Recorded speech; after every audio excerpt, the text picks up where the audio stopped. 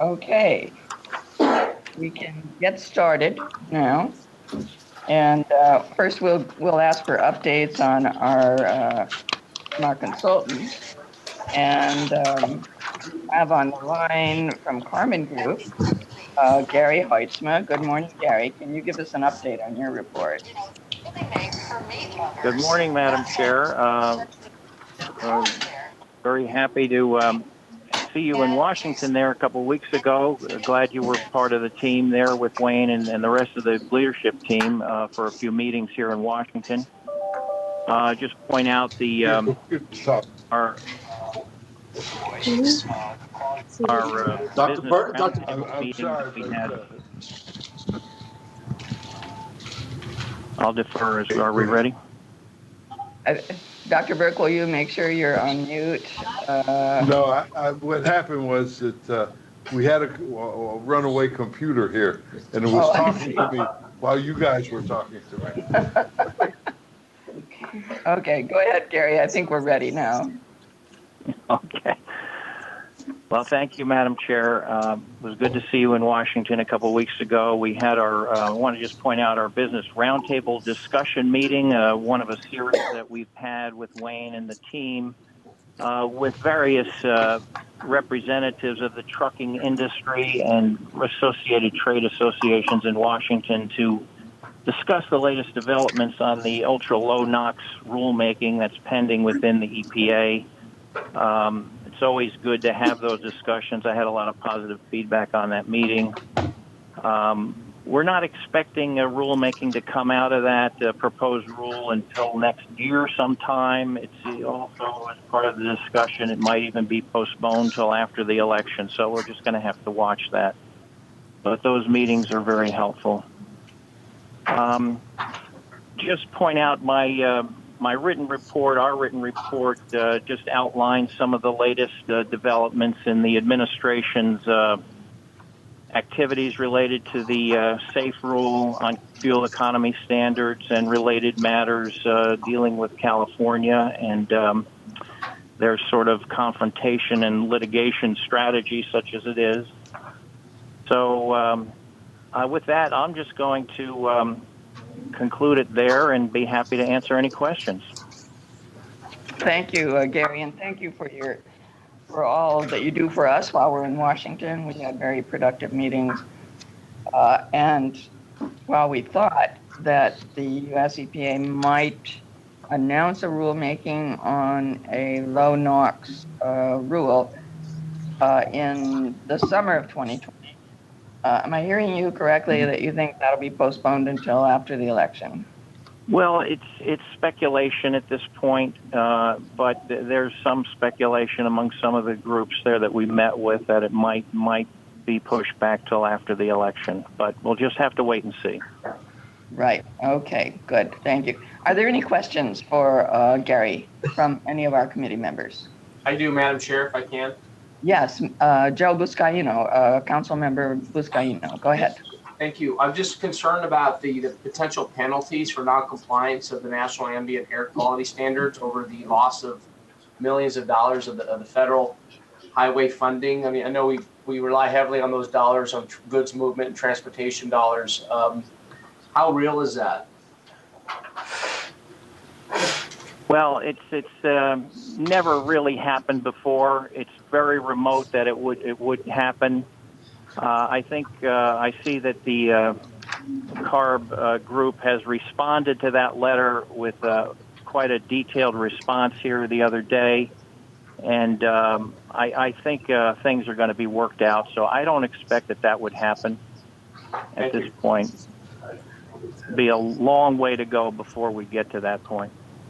Yeah. And perhaps I would like to respond on that as well. Derek, Yeah. Matt? It'll be Phil Fine. Good morning, members of the committee. This is Philip Fine, the executive officer.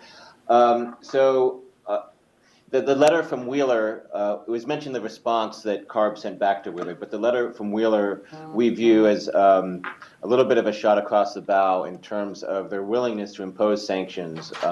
Before that letter, again, it had never been done before. We knew if we cannot get approvable plans through EPA that we were subject to those types of sanctions. There's a lot of discussion of how likely that would be to actually occur. In the past, whenever a sanction clock has been started, we've been able to work through that with EPA and resolve any problems. But the Wheeler letter was a little bit stronger worded and it had some threats in there. So, given that letter, I don't know how remote that possibility is anymore. But we hope to continue to work with EPA to resolve any problems. But that letter does make us think twice about the likelihood of sanctions. And if I could just add also, is that these are not usual times in Washington, D.C., and a lot of things are being done that typically weren't done in the past. And I think even, both sides of the aisle are a little bit shocked of some of the stuff that's going on. We've seen in recent days of some of the positions the administration is taking especially with international, what's going on in Turkey and the Kurds. So, I don't think these are usual times, and we should never take anything for granted that, in fact, it won't happen. I think we should be on the, be prepared that it likely will happen, rather than, But isn't it true that our plan is in the EPA? That the real holdup is with EPA and not with us? That is true. I'll respond on that. And Phil, go ahead.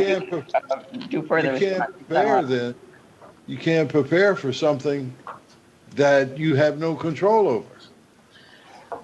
That's true, Dr. Burke. How do you prepare for that? So this is Philip Fine again. So one of the things that the letter from EPA to CARB pointed out was this backlog of SIP actions that EPA had sitting with them. It tried to blame California for that backlog, but it's EPA that didn't act on those SIP actions. So that was part of the threat. But none of the things that are sitting before EPA, we think, would ever get to the point of triggering sanctions. We do have a challenge coming up with an upcoming submittal for the 1997 8-hour ozone standard, which is going to be more challenging for approval. But we don't think there's anything that was mentioned in that letter or is currently sitting with EPA that would have the threat of sanctions. Although, with this administration, you never know if they could try to find something. And then I want to mention that CARB through Mary Nichols, our chair, responded to Andrew Wheeler's letter on October 9th. I got a copy of it yesterday. I don't know whether it's public. Derek, have you seen it? Yes, it is public. It is public. So it might be useful to forward that to our committee members so they get, and that's a long letter, 7-8 pages, which kind of sets out our response to EPA. And I think it'd be a good idea for our members to see a copy of that, to see where we are on our SIP submittals and what the real facts are with respect to that. Madam Chair? Yes, Supervisor Perez, go ahead. I appreciate the conversation, and quite frankly, they actually listed the Coachella Valley as one of the areas that was problematic. And, quite frankly, the way I see this is that there's a little bit of a history there between the state of California and the Trump administration not necessarily being on good terms for many different reasons. And so I think that this is an indirect way, if you will, in my opinion, from the Trump administration to kind of hit us, if you will, for lack of better words, in a way where they're trying to show us who is in power, if you will. And so I think there's a little bit of that going on, right? Regardless, though, I am concerned at the end of the day.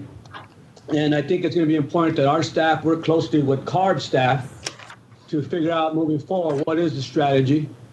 They did state here that that we had until October 10th to rescind the incomplete plans and to address the 82 municipalities that are facing noncompliance. Maybe there are some areas there that we're facing noncompliance. So let's deal with that, right? But at the same time, I think it's important that we work closely with CARB, our staff, to address these issues, and as well work closely with Senator Dianne Feinstein, because Dianne Feinstein wrote a very strong letter, a great letter, in support of our efforts, in support of the state of California, stating exactly what we've stated already here, is that we've never seen anything like this before. Why are you doing that?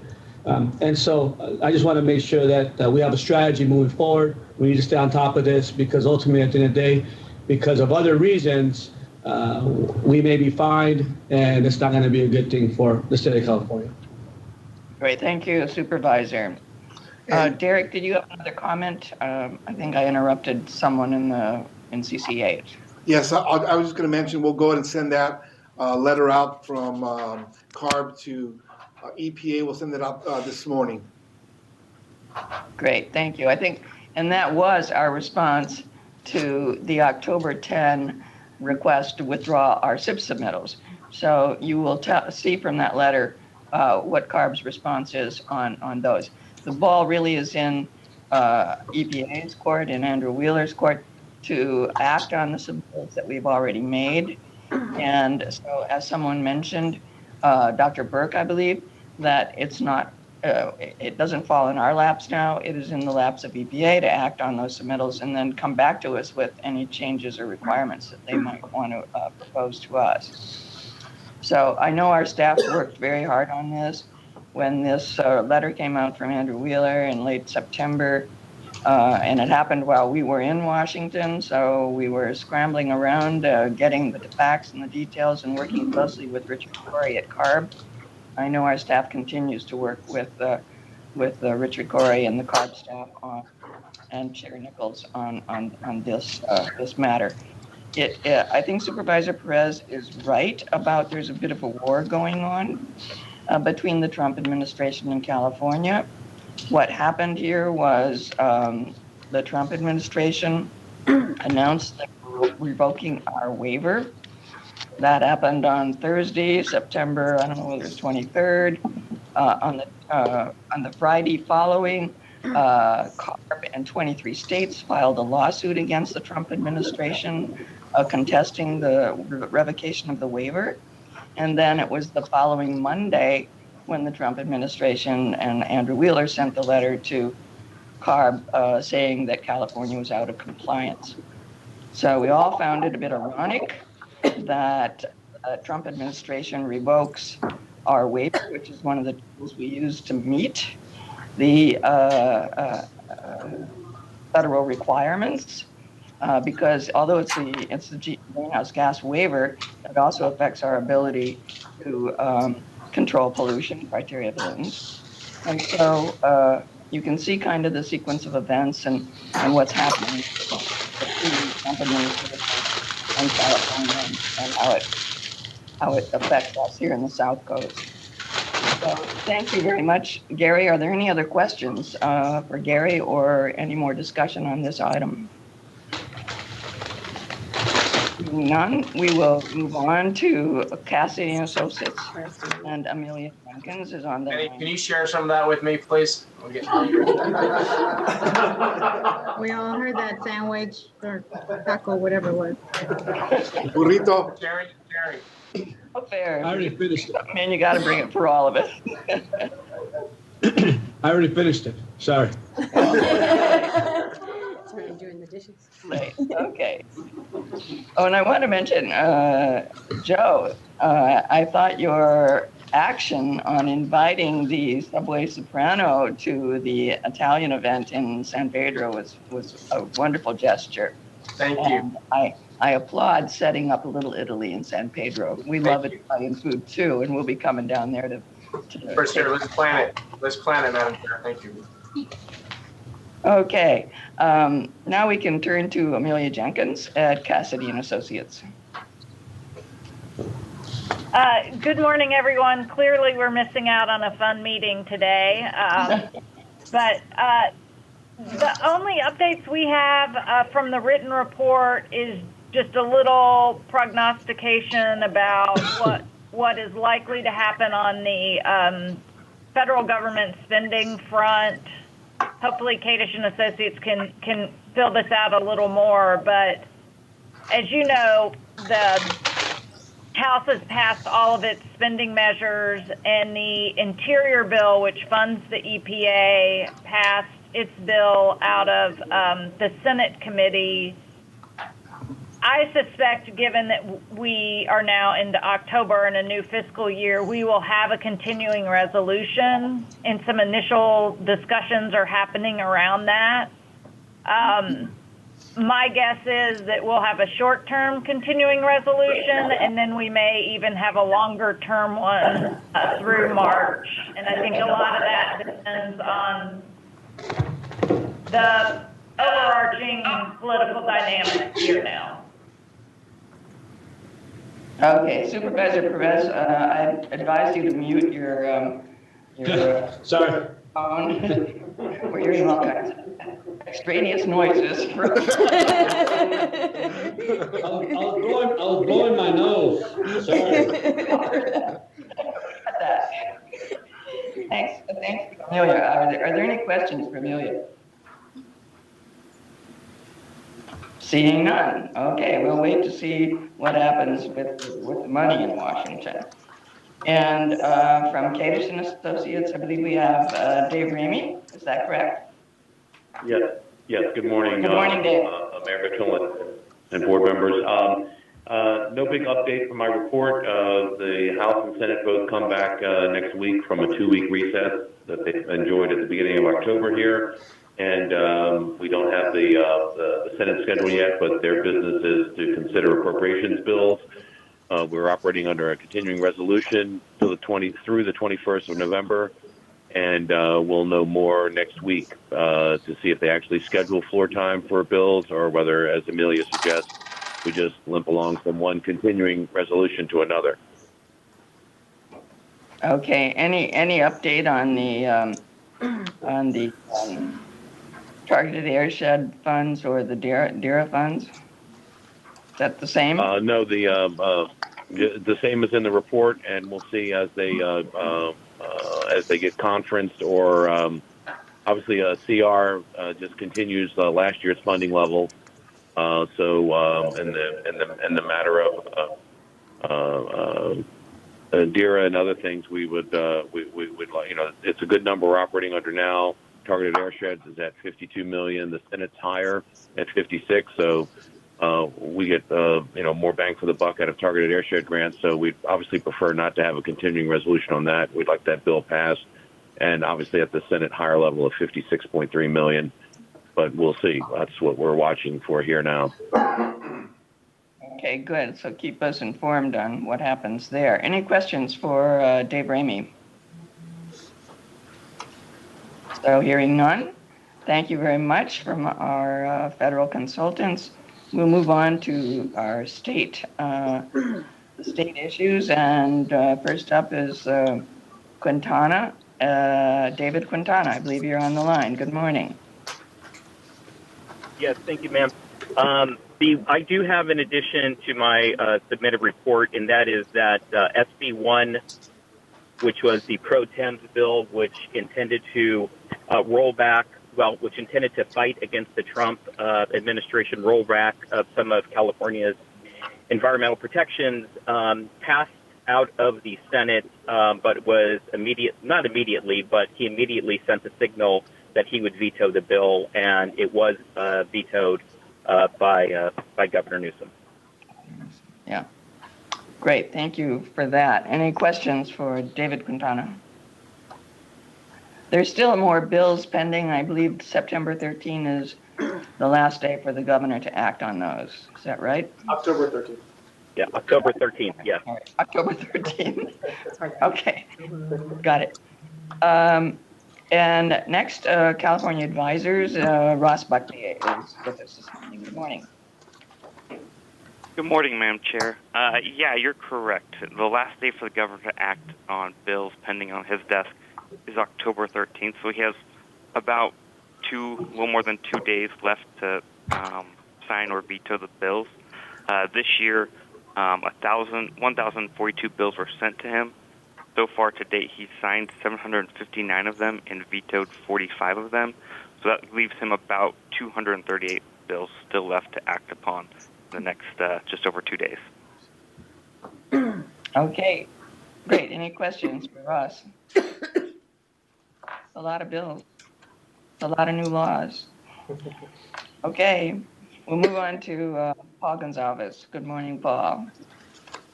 Good morning, Madam Chair. And one of the unlucky things about going third in this lineup, especially during their interim, is David and Ross stole all of my thunder. So with that, I am happy to answer any questions. Thank you. Any questions for Paul? We do have a pretty good report in our agenda packet on what's pending, what's been passed, the ones that at least affect us. And so I think we're pretty much up to date. Anybody have anything they want to offer at this point? No. Okay.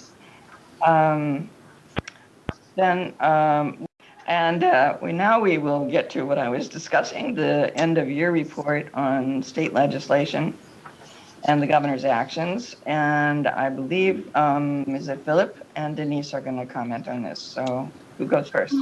I'll start. Good morning, Okay. Madam Chair, committee members.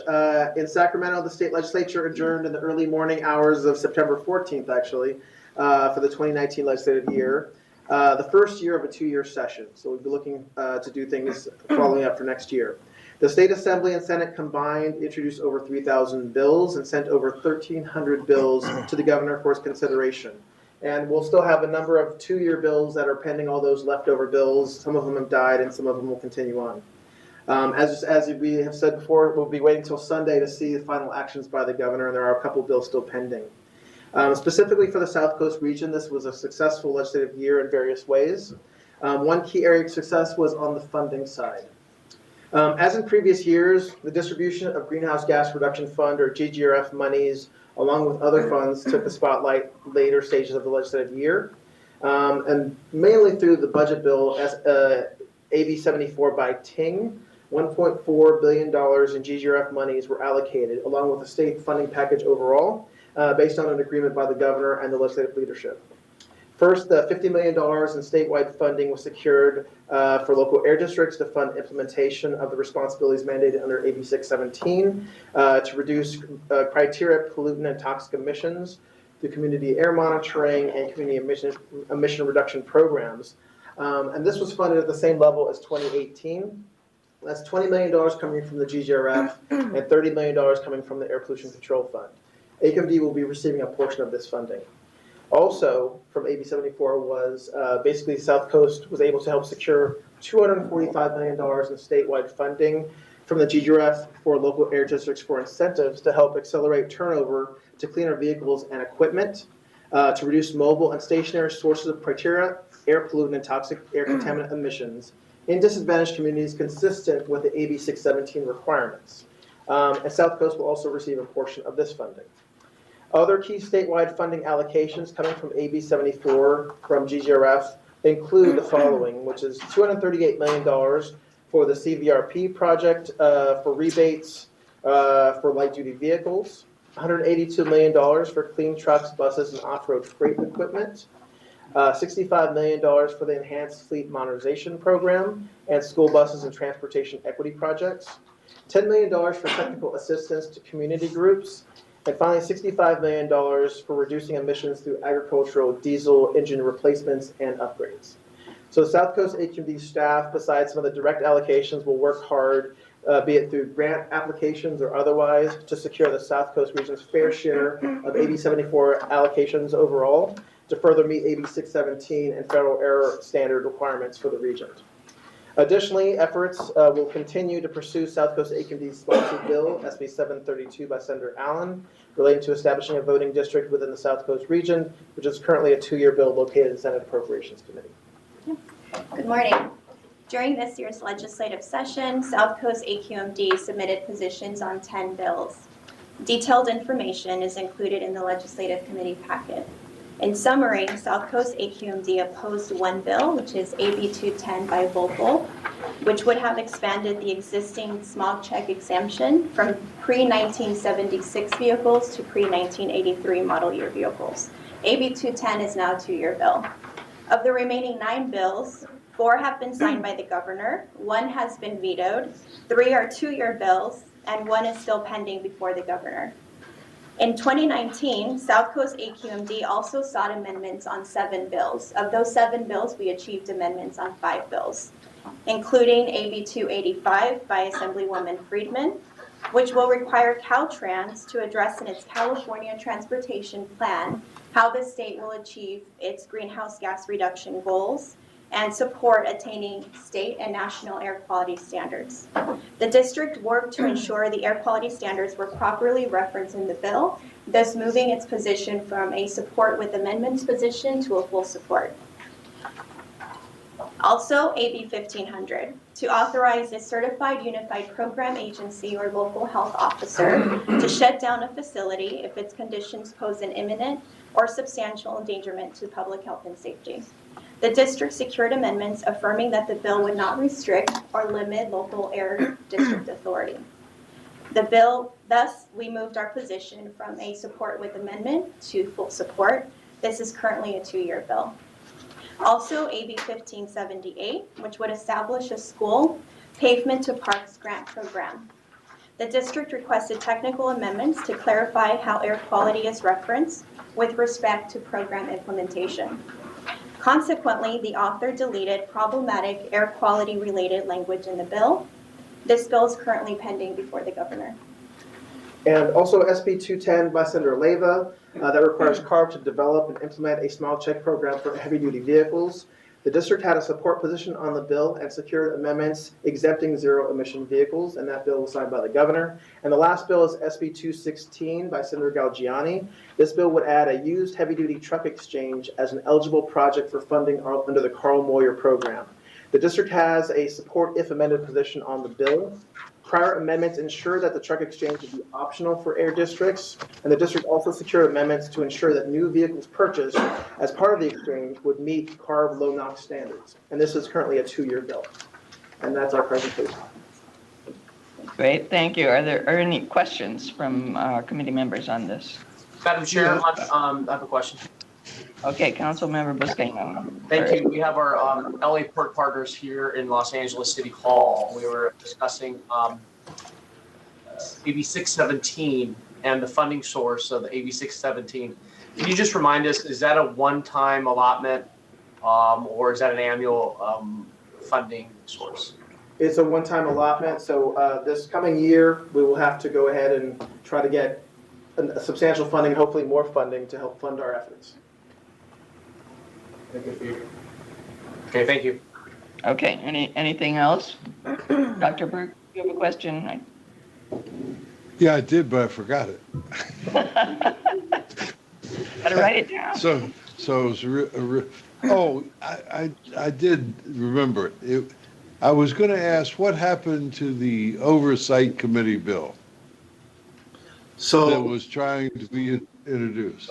So that language was submitted by us to the author, and the author has submitted it to Ledge Council. So we're waiting for it to be incorporated into it. It's not really out of our hands. It's in Ledge Council's hands to incorporate it. I don't think that's the one I was talking about. What I was talking about was the metal finishers. Oh, that one. Okay. Sorry, I was thinking of the oversight for our SB 732. So that one, we haven't heard that there's any legislation yet. I know that they continue to meet with members up in Sacramento. The last meeting that I was made aware of, was they met with Assembly Member Gibson. So his chief of staff called us and let us know that they had a meeting with them and wanted to hear our version of it. They were sympathetic more to our version of, what happened, and not so much to the metal finishers position on it. Okay, thank you. Okay, any other questions or discussion on this? Yes, Madam Chair, very, very quickly, Yes. Going back to Councilmember Buscaino's question, 617. Do those monies actually exist? And if so, how much are we actually talking about here, if it's a one-time allotment? So as was mentioned before, they're coming, this year they came from 2 different sources. Air Pollution Control Fund and the GGRF Fund, and that was the same kind of part of a 2-year deal. We got the same allotment in 2018. So going forward, the hope would be then to, whatever the source would be, GGRF is a very likely candidate, but to try to get additional funding. So now as to when we get the actual money appropriated to our agency, that's a different question, but the monies do exist and we have utilized them, so. And I'd like to add this. And is that decided by CARB at the end of the day? This is No, Jill. that's the legislature, I believe, isn't it? I'm sorry? Could you repeat that, please? Who decides that, the legislature or CARB? No, well, this is Jill Wynot. Last time, the major air districts that had the AB 617 communities sort of arm wrestled and came up with a distribution. So the first year it was set by the legislature in terms of the percentages. The next year we sort of negotiated that amongst ourselves, and that'll be the process again going forward. There's also money for implementation of AB 617, which covers our staffing to develop the air monitoring and the community emission reduction plans and do all the extensive outreach. That has been $50 million statewide for the year one, and the legislature is going to do $50 million again, we anticipate, for this year, although CARB is going to be adding more communities. So we're going to have the same amount of money statewide for potentially 13 communities instead of 10. So that's an issue that I wanted to flag, that we need to work with the legislature to try and get not only additional funding, but more sustained funding for all these programs, because it's a multi-year commitment to each communities, and we're getting funding 1 year at a time. And it's not enough to do. But the supervisor asked what our number was. Phil, can you give them Out of the 245? Well, it was 86. Right. 86 and change, 86 million out of the 245 for those incentive pots. Right, I think for the implementation side, it was 20 million out of the 20 50 million out of million 50. statewide. Yes. We received. And ultimately, it's decided internally. So I'm just trying to clarify this. AQMD staff, you're going to make the decision as to, how much and when that money is going to go out, or is that CARB, because the legislature already did its part? Right. So the air districts will try to come up with a distribution that's equitable for everyone based on their needs, and then we present that to Richard Corey from ARB. And if that doesn't work out, then ARB would come in and decide how that money gets distributed. And the board recognizes the funds, and then they approve all the projects that go through with those incentive dollars. I think I follow you now. Okay, thank you. Would you explain it to me, Manny? Because I don't understand it. Because where is the money sitting right now? That goes. For next year, we haven't gotten it yet. No, where is this is 617 money, right? Where is the money for this year right now? Okay, it's included in our budget. The implementation is included in the budget. So we have that money. We got $10.8 million for the first pre-year. We got $20 million for year one, and we anticipate getting $20 million for next year. So that $20 million for implementation was recognized. No, Jill, stop. You talk So about the we incentive have money? so far cash in hand, how much money? We got 30.8 million on the implementation side, and on the incentive side, for year one, we got 86.6, I believe, million dollars for all those incentive programs. We have 86, we have $86 million where? We have, Where is it? Sujata, can you help with which fund the incentives going to? So Thank you. Dr. Burke, the incentive money, it is in. Come on to the table, Sujata. Come up to the table so I can see you. Got to sit by a microphone too. Okay.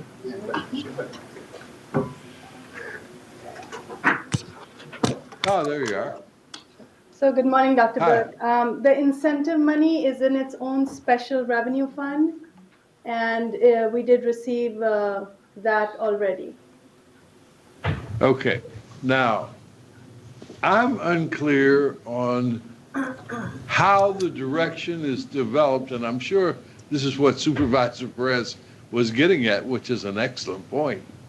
how that division of funds is developed. Who develops that? There's a history, Dr. Burke, of how that gets distributed. There are certain formulas that have been either in legislation or have been agreed upon by the districts. And it takes into consideration things like your attainment status, how big of a population you have, what are your needs. Oh, We I got typically that, get a Joe. good share. Yeah, okay, so of this $86 million, how do you cut it up? The 245 million or two that went. No, the 86 million that Sujata's sitting on in the special fund. Okay. How much is going to employees?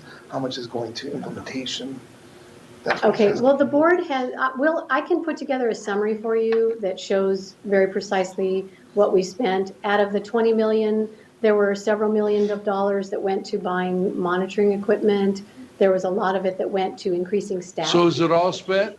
Is it all spent? The 20 million, not quite, because we're only partway through that year. No, I'm interested in the 86. In the 86, it has either been spent or it's committed. Matt will help us on that. Hi, Dr. Burke. So the 86 million has been, hi, Matt. I know you don't want to get involved with. I'm trying to stay out of it, Dr. Burke. But I'm trying to pull him in. So I'm trying to keep you out of it too, Chief. Thank you. So, the 86 million is committed, right? No, so I think there's a little bit of confusion, Dr. Burke. So the first year we got 110 million, 107 point, and that was by the legislature. They said it had to go to Prop 1B type projects and Carl Moore projects. So we've already committed those. And they went to all disadvantaged communities. I think about 70% went to the three communities in the AB 617. This year, we're going to come to the board. I think it's at the November board meeting where we're going to request your granting of awards through Carl Moyer projects, which commits a portion of the AB 617, the 88 million that we're talking about, because there were only so much funds that were in the three communities, or the four communities rather. So we're going to prioritize projects that came in under Moyer to go to the AB 617 communities. Then we'll do zero emission technologies, near zero emission technologies, and then the remainder we'll keep in reserve until we get more projects. Would it help if we So put I together a think summary? Supervisor Perez, I think I found the 86 million. So the 86 million is coming to the board next month for approval, right? Yes. Yes. Now, I assume that since Supervisor Perez has some 617 areas of concern in his district, was he consulted on that? Because I know Councilman Vizcaíno also had some. So we based it, Dr. Burke, we based it on the proposals that we received under Moyer, and the projects that were in the 617 communities got priority. And so, You know, Supervisor Perez, I don't want to speak for you because I'm not a supervisor. I've never been elected to nothing in my life except chair of South Coast. But I think we may want to look at that. I appreciate the conversation, Dr. Burke. That's why I was raising the questions, but I think we can go offline as well and talk to staff. I just want to make sure that it's taken care of the way it needs to be, equitably. Well, to think that $86 million is going to flow through next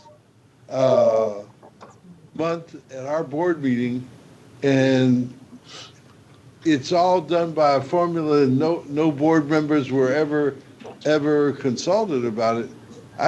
That's an interesting concept. Yeah, that's the way I felt.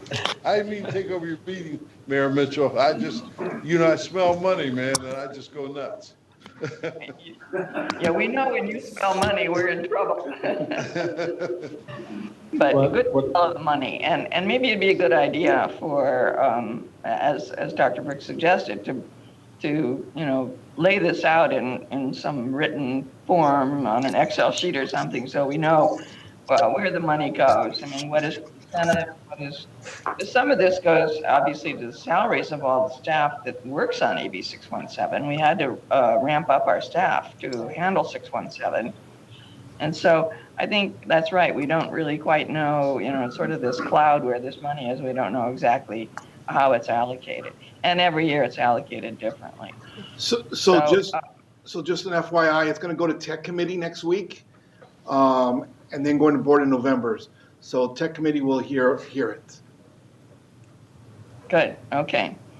And Coachella, Supervisor Perez knows, is one of the communities that is being suggested for an AB 617 community next year.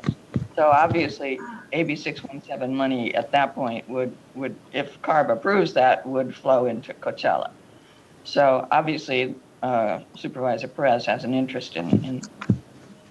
Okay, are there any more questions about this item 3 on our agenda? Because next we're going to go to an update on SB 732. Is that right, Derek? You're going to give us more of an update on that. Yes, ma'am.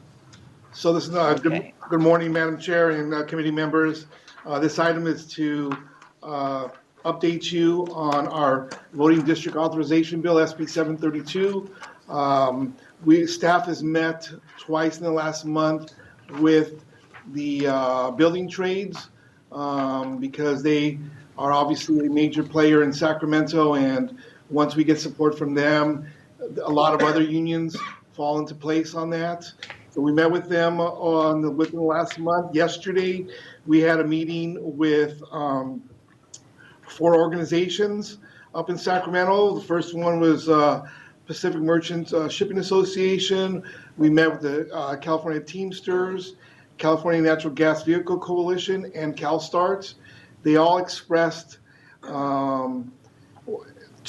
already are supporting the bill. They were previous supporters of the bill. And the other 2 are very interested in supporting the bill. They just want more information, and which we'll be providing to them.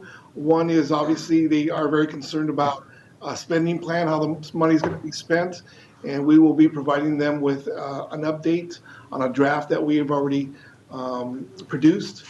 We're going to continue to meet with stakeholders in Sacramento and down here in Southern California to garner support. So when in fact the bill is heard in Sacramento in January, that we have a strong coalition to go to committee to show that there's a vast support for the bill. And that's all I have at this time. Great, thank you. Questions for Derek? Yes, I do. No, let Vanessa go first. Thank you. Derek, you said 2 of them were already supportive. Can you tell us which ones? Sure. Pacific Merchant Shipping Association and the California Natural Gas Vehicle Coalition.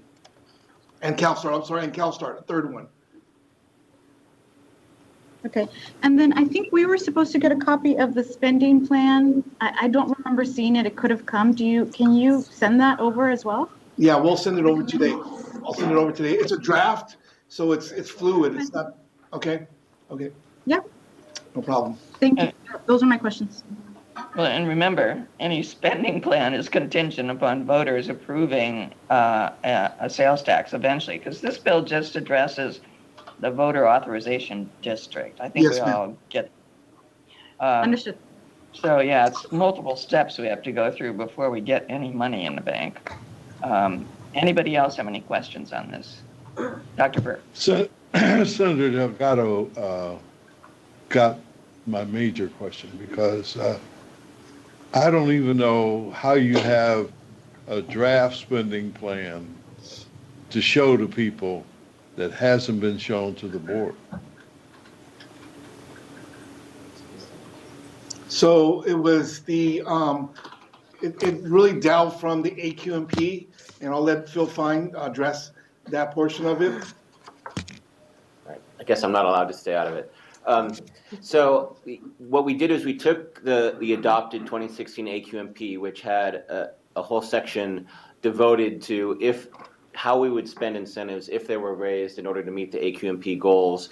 And we just added a little detail to that, looking at the vehicles, the types of vehicles and the types of incentives that were listed there, and looked at how you might allocate that over many years, how much the incentive might be per vehicle, and where those vehicles operate in the basin in the 4 counties. So we just added a little level of detail to that without a lot of changes to what was in the AQMP.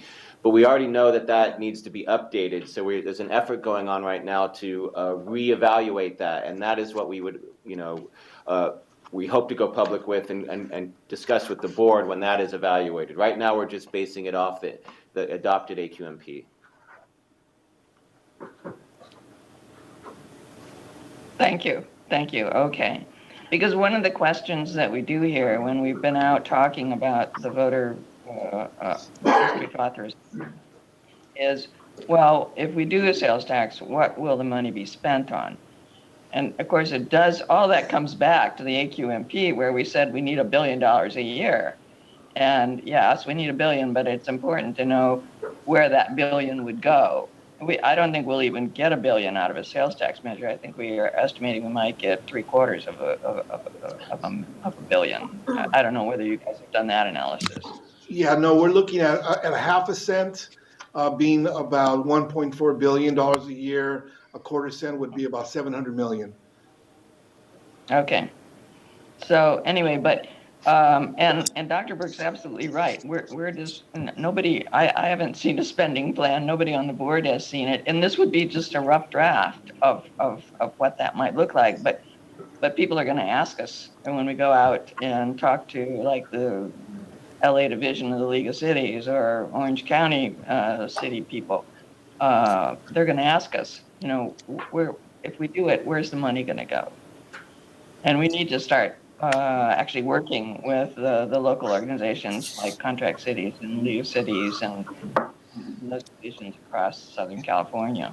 Yes, absolutely. They about another sales tax butting up against their own sales tax measures. Okay, any more questions on that? And did we have any cards? Does anybody want to make any public comment there or in any of the sites? None here. None here in Los Angeles. Okay. None here at Deluxe. All right. Is there any other business to come before the committee? Seeing none, and is there any, we just asked about public comments, so I think we're clear on that.